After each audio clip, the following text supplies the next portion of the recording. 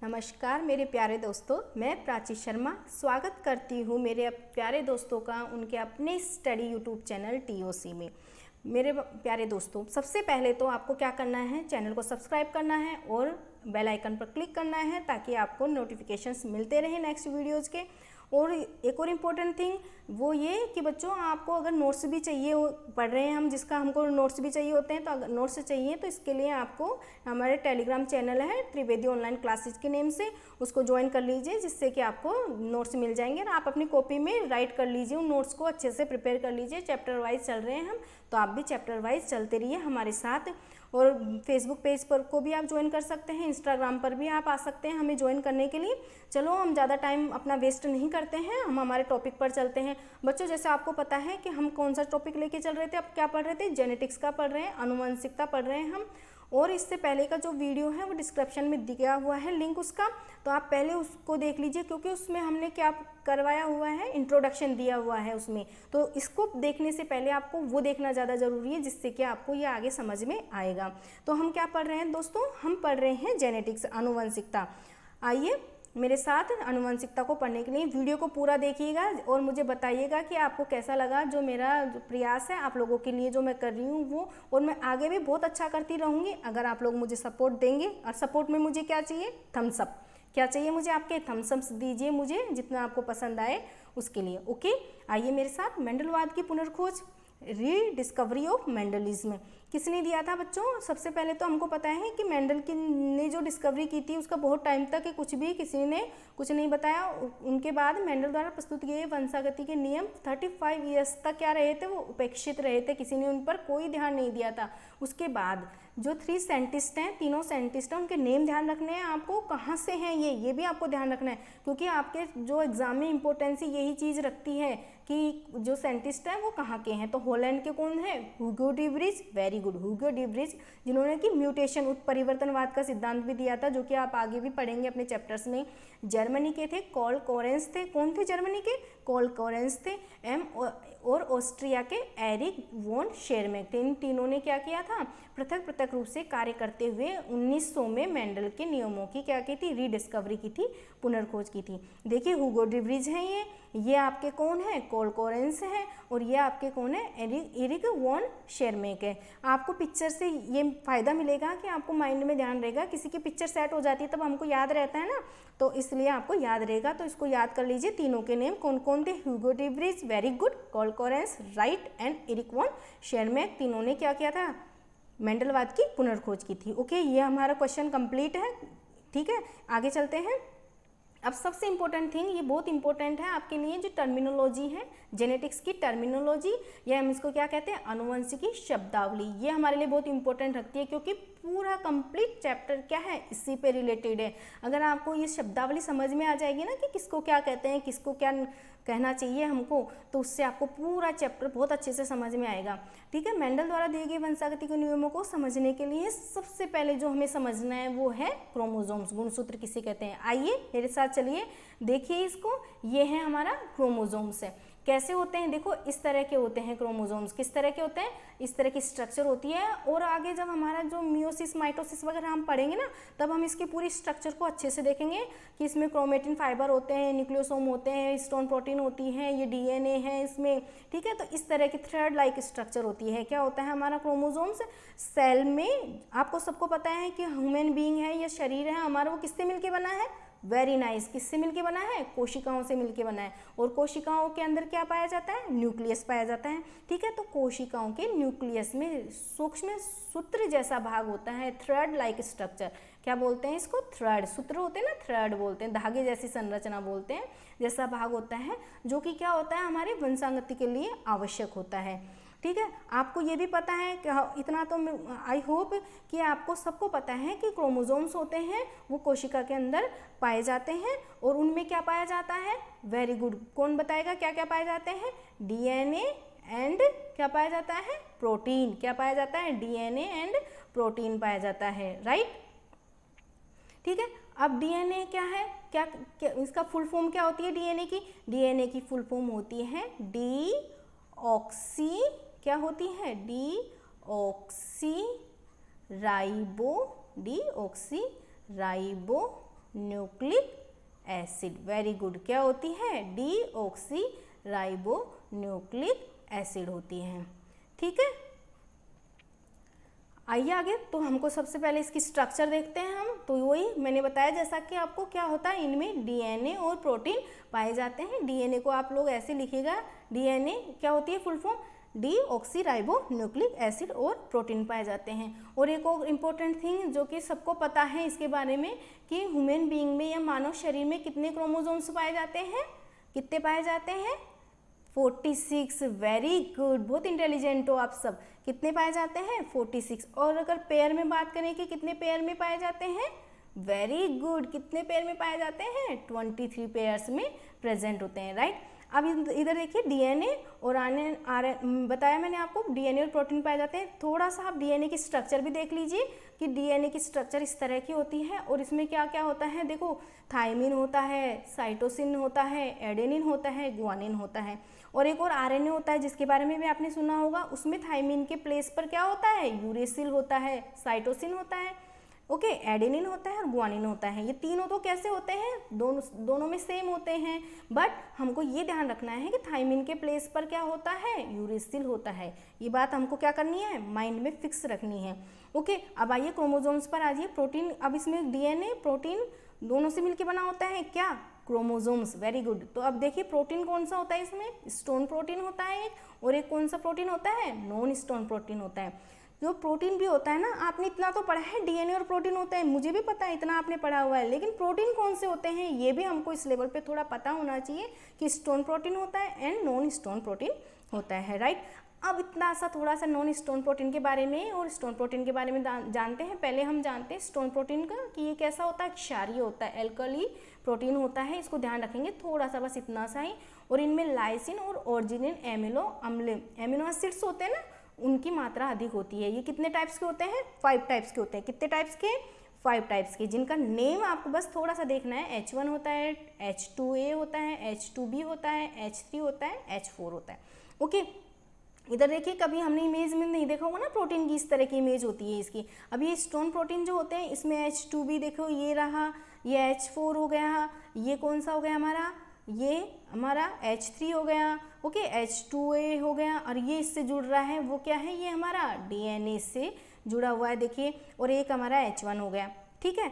अब इनका देखिए कि इनमें H2A, H2B, H3 और H4 के दो इकाई जुड़ करके क्या बनाते हैं? हिस्टोन अष्टक बनाते हैं, जिसको कि क्या बोलते हैं? हिस्टोन ऑक्टामेयर बोलते हैं।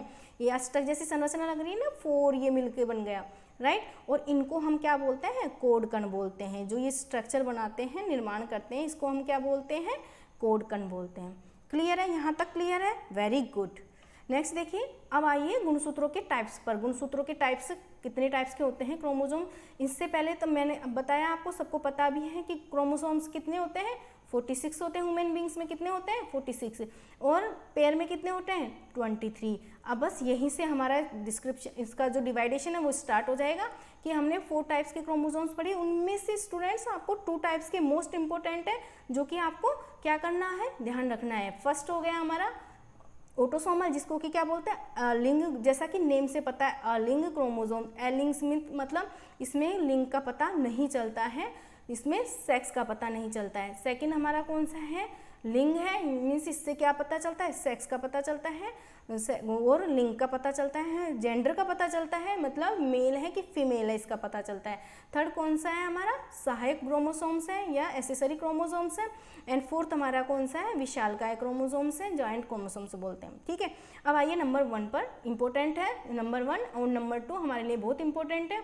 इससे हम, अच्छा ठीक है, आपने कहा मैम अलिंग गुणसूत्र से हमें इसमें सेक्स का पता नहीं चलता, तो हमें किसका पता चलता है? इसमें क्या पता चलता है? क्यों पढ़ा हमने इसको? आ रहे होंगे ना आपके माइंड में क्वेश्चन। तो इससे हमको लक्षणों की, कौन से लक्षणों का पता चलता है? कायिक लक्षणों का, बॉडी से रिलेटेड, सोमेटिक बोलते हैं जिनको। कायिक लक्षण, शरीर के लक्षणों का, एक्सटर्नल, बाहरी लक्षणों का पता चलता है। किसका पता चलता है? बाहरी लक्षणों का पता चलता है, जिसको कि हम कायिक लक्षण बोलते हैं। ओके, तो किसका पता चला? ऑटोसोमल क्रोमोसोम से कायिक लक्षणों का पता का निर्धारण करते हैं ये। और ये कितने होते हैं? 46 में से 44 हमारे कौन से होते हैं? ऑटोसोमल क्रोमोसोम्स होते हैं। माय डियर स्टूडेंट्स, प्लीज़ इस चीज़ को आप नोट कर लीजिएगा अपनी कॉपी में। अच्छे से नोट्स बनाइएगा कि जो लिंग अलिंग गुणसूत्र होते हैं, ऑटोसोमल क्रोमोसोम्स होते हैं, वो कितने होते हैं, 44 होते हैं नंबर में, और ये किसका निर्धारण करते हैं, कायिक लक्षणों का निर्धारण करते हैं। अब आइए सेक्स क्रोमोसोम्स जो लिंग गुणसूत्र होते हैं वो किसका निर्धारण करते हैं, ये हमारे लिंग का, जिसको कि हम जेंडर भी बोल सकते हैं, सेक्स का, और हमारे मेल और फीमेल होने का निर्धारण करते हैं। और ये संख्या में कितनी होती है, इनकी संख्या 2 होती है, क्योंकि हमको पता है 44 तो ऑटोसोमल हो गए, और टोटल कितने होते हैं 46। तो 2 क्रोमोसोम्स कौन से हो गए, सेक्स क्रोमोसोम्स बोलते हैं जिनको, 2 होते हैं। और पेयर क्या कहेंगे, कितने पेयर हुए, 1 पेयर या 2 नंबर में। ओके, कौन से होते हैं, सेक्स क्रोमोसोम्स होते हैं। पुरुष में इसको क्या बोलते हैं, XY होते हैं, और मादा में क्या होते हैं, XX होते हैं।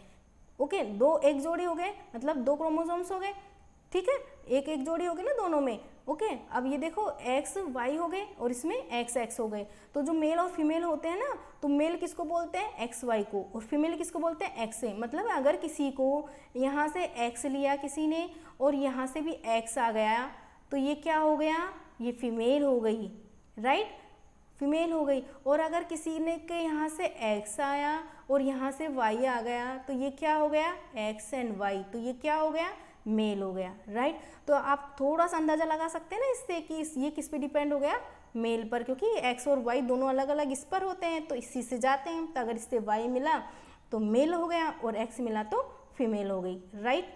सहायक गुणसूत्र ये होते हैं, ये गुणसूत्रों के छोटे छोटे टुकड़े होते हैं, गुणसूत्रों के स्मॉल जो टुकड़े होते हैं जिनमें गुणसूत्र बिंदु नहीं पाया जाता। ये अर्धसूत्री विभाजन में भाग नहीं लेते हैं, और इसमें भाग लेना इसी से तो हमारे आगे प्रोसेस होती है, और इनमें आनुवंशिक रूप से ये निष्क्रिय भी होते हैं, ठीक है। इसलिए हम इतना ही पढ़ते हैं, मतलब आगे हम हायर लेवल पर रहे इनके बारे में, और इनकी खोज विल्सन द्वारा की गई थी।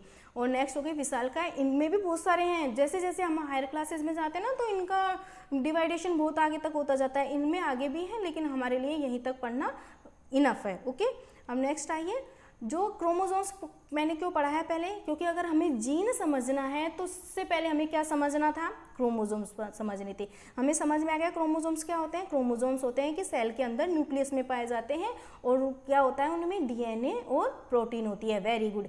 अब इधर देखिए कि जो ये जीन होते हैं वो क्या हो गए हमारे, तो गुणसूत्रों पर स्थित DNA की बनी वो अति सूक्ष्म रचनाएं जो आनुवंशिक लक्षणों का धारण एवं उनका एक पीढ़ी से दूसरी पीढ़ी में स्थानांतरण करती हैं, वो हमारे क्या कहलाते हैं, जीन कहलाते हैं। वंशाणु कहलाते हैं, वंश प्लस अणु, वंश के अणु मतलब वंश को आगे बढ़ाने वाले, या पितृ कहलाते हैं। समझ में आया। तो जीन क्या होते हैं, हमारे वंशागति को आगे बढ़ाने में हेल्प करते हैं। तो इधर देखिए गुणसूत्रों पर स्थित DNA की बनी अति सूक्ष्म रचनाएं जो कि हमारी क्या कहलाता है, जीन कहलाते हैं। इधर देखो ये हमारे क्रोमोसोम्स रहे जो कि हम पढ़ चुके हैं, थ्रेड लाइक स्ट्रक्चर है, यही देखा था ना आपने, ये हमारे क्रोमोसोम्स हैं, ये देखो इससे रिलेटेड, और ये क्रोमोसोम्स, और इस पर यहाँ पर ये जो हमारे हैं ये DNA के बने हुए ये क्या है, जीन होती हैं, राइट है। DNA की बनी होती है, ये आनुवंशिक लक्षणों का धारण करती है और एक पीढ़ी से दूसरी पीढ़ी में स्थानांतरण करती है। एको डेफिनेशन वह कारक होते हैं जो एक लक्षण को नियंत्रित करता है, उसे हम क्या बोलते हैं, जीन कहते हैं। और इसका सबसे पहले जो जीन नेम दिया था ना, वो किसने दिया था, जॉनसन ने। जी से जीन, जी से जॉनसन। तो ये इंपॉर्टेंट है आपके लिए याद रखना कि जीन शब्द किसने दिया था, जॉनसन ने। क्लियर है। अब इधर देखिए एक और इम्पोर्टेंट थिंग है इसमें जीन से रिलेटेड, वो यह है कि जीन है वो आनुवंशिकता की मूलभूत शारीरिक इकाई है। क्या है, आनुवंशिकता की मूलभूत शारीरिक इकाई कौन है, जीन है। वेरी गुड, इम्पोर्टेंट थिंग है, इसको आप अच्छे से याद रखेंगे, राइट। अब इसमें क्या है कि हमारी आनुवंशिक विशेषताओं की जानकारी होती है, जैसे हमारे बालों का रंग कैसा है, ब्राउन है, ब्लैक है, कैसे हैं हमारे हेयर्स, देखते हैं ना यार उसके कितने ब्राउन हेयर्स हैं, तो वो किससे मिल रहा है, जीन से, मतलब जेनेटिक है, मदर फादर ग्रांड मदर कहीं से उसको मिला है ये। उसके आइज़ का रंग कैसा है, ब्लैक आइज़ है उसकी, ब्लू आइज़ है उसकी, ग्रे आइज़ है उसकी, ब्राउन आइज़ है, राइट है ना। हम आइज़ देखते हैं यार कितना अच्छा कलर है उसकी आइज़ का, तो ये सब किससे डिसाइड होता है, जीन से होता है। Very good. और ये कई हमारी डिजीज़ होती है ना, वो भी जेनेटिक डिजीज़ पढ़ते हैं ना कि जेनेटिक डिजीज़ है, मतलब हमें जीन से मिली है। ओके। और यह जानकारी कोशिकाओं के केंद्र में मौजूद जिस तत्व में उपस्थित रहती है उसे हम क्या कहते हैं, डीएनए कहते हैं, जिनका कि हमने पहले भी जिक्र किया है, डीऑक्सीराइबोन्यूक्लिक एसिड, डीएनए। ठीक है, तो ये क्या होते हैं, कोशिकाओं के अंदर केंद्र में मौजूद तत्व में इन सब बातों की जिसमें इंफॉर्मेशन होती है वो हमारे डीएनए होती है। इसीलिए अगर हमें कोई भी आइडेंटिफिकेशन करवानी होती है ना, किसी की भी आइडेंटिफाई करनी होती है तब हम किससे करते हैं, डीएनए फिंगरप्रिंटिंग से। Very good. जब किसी जीन के डीएनए में कोई स्थायी परिवर्तन हो जाता है तब हम इसे क्या कहते हैं, म्यूटेशन। ठीक है, उत्परिवर्तन। फिर आगे वो नेक्स्ट पीरियड में वही चलती रहती है, वो पिछला वो नहीं आता, वही उसमें जो परिवर्तन आता रहता है वो हमारा क्या कहलाता है, स्थायी परिवर्तन हो गया किसी के डीएनए में, तो वो उत्परिवर्तन कहलाता है। यह कोशिकाओं के विभाजन के समय किसी दोष के कारण पैदा हो सकता है या फिर पराबैंगनी विकिरण की वजह से या रासायनिक तत्व या वायरस से भी यह परिवर्तन हो सकता है जो कि स्थायी हो जाता है, तो हम उससे क्या कह देते हैं, उत्परिवर्तन कह देते हैं। ओके दोस्तों, आज इतना ही करते हैं। उसके बाद नेक्स्ट है, उसकी बहुत सारी टर्मिनोलॉजी है जो आपको एक एक करके समझनी होगी दोस्तों। उसके लिए आपको क्या करना होगा, मेरे साथ बने रहना होगा।